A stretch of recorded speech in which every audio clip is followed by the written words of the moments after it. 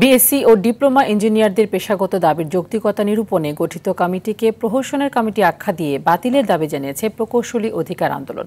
একই সঙ্গে শিক্ষার্থীদের পেটানো পুলিশ সদস্যদের মাফ না চাওয়া পর্যন্ত রাজপথ না ছাড়ার ঘোষণা তাদের। এর আগে দাবি আদায়ে যমুনা অভিমুখে পদযাত্রা করলে প্রকৌশলী শিক্ষার্থীদের ওপর সাউন্ড গ্রেনেড, টিয়ার শেল ও জল কামান নিক্ষেপ করে পুলিশ। আরও জানাচ্ছেন অরণ্য গফুর।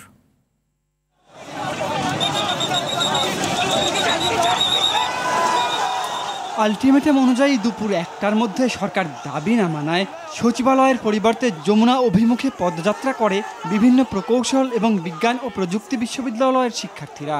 হোটেল ইন্টারকন্টিনেন্টাল পেরোনোর সঙ্গে সঙ্গে তাদের ছত্রভঙ্গ করতে সাউন্ড গ্রেনেড ছড়ে পুলিশ।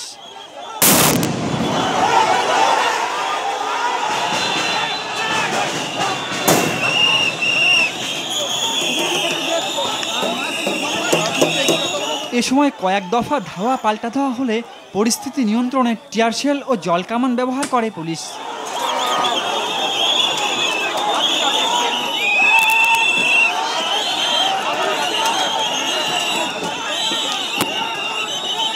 পুলিশের লাঠিচার্জ ও শিক্ষার্থীদের ইটপাটকেলে উভয় পক্ষে আহত হন কয়েকজন।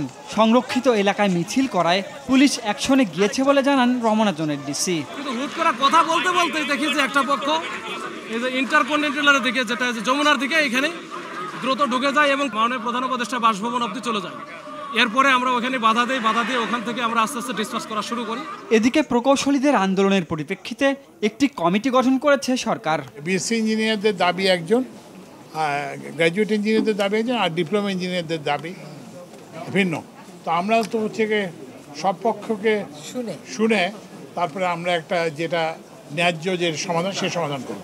তবে এই কমিটি প্রত্যাখ্যান করেছে আন্দোলনরত শিক্ষার্থীরা। এই কমিটি গঠন করা হয়েছে, এই কমিটির কোনো উপযুক্ততা নেই।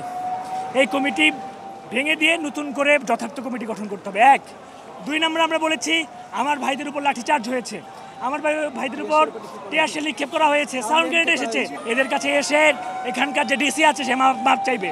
এবং 3 নম্বর যে 3 জন উপদেষ্টার কথা বলেছি, তারা এসে আমাদের দাবির রোডম্যাপ সম্পর্কে এখানে বর্ণনা করবেন, ছাত্রদের কাছে ক্ষমা চেয়ে তারপর এখান থেকে যাবেন। এর আগে পূর্ব ঘোষিত লং মার্চ টু ঢাকা কর্মসূচির আলোকে সকালে শাহবাগে জড়ো হন দেশের বিভিন্ন স্থান থেকে আসা প্রকৌশল এবং বিজ্ঞান ও প্রযুক্তি বিশ্ববিদ্যালয়ের শিক্ষার্থীরা। আমরা আসলে ইঞ্জিনিয়াররা দেশে সেফ ফিল করছি না, তো আমরা চাই প্রকৌশল খাতে একটা সংস্কার হোক। আমাদের যে ডিপ্লোমাদের যে ভাইরাস, ওনারা আসলে প্রকৌশল, ওনারা আসলে টেকনিশিয়ান।